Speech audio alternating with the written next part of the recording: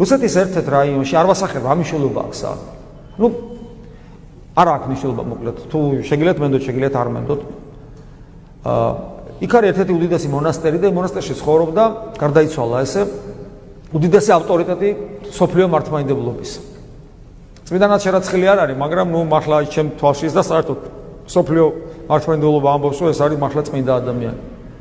ერთი გარდაცვლილი 15 წლის ალბათ რა. და იქ იმავე მონასტერთან იქ პატარა სოფელი იყო და ცხოვრობდა ერთი დიდი ხნის სასულიერო პირი, თითქმის 90 წლის. ძალიან კარგი საყვარელი ადამიანი იყო და 100 წლის იყო რომ გარდაიცვალა. სხვათა შორის ეს სასულიერო პირი ძალიან დიდ წმინდანად შერაცხილი მოძღვრები ყავდა თავის დროზე. და მის სახლში, სადაც ის ცხოვრობდა, დაიწყო მირონდენი. თქვენ ვერ წარმოიდგენთ რა ხდებოდა იქ.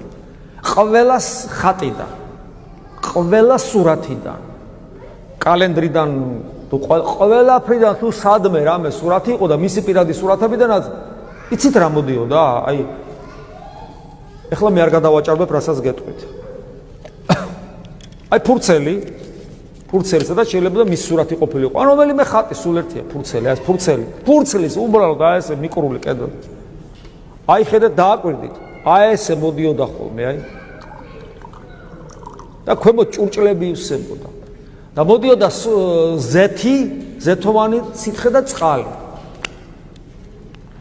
და აი ამ დიდმა ავტორიტეტმა თქვა, რომ eta ბესოვსკაია ნავაზჯენია. ანუ დემონური, სატანური ის არისო ხიბლი და არ გაეკაროთ. და პრინციპში მე მგონი ესეც იყო, იმიტომ რომ იქ ყველაფერი ძალიან ცუდად დამთავრდა. ეკლესია არასოდეს არ ამბობს, რომ რადგან მირონი მოდის, ეს არის გარანტია იქ რო ღმერთია.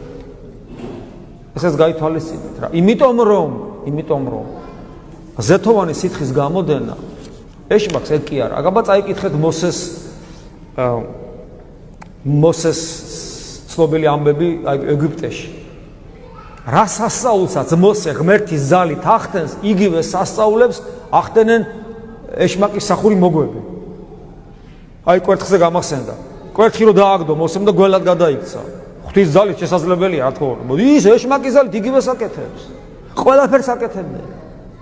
ეშმაკისათვის რა არის, რა იმის გაკეთება. ანუ არაფერს არ ნიშნავს ეს, არაფერს.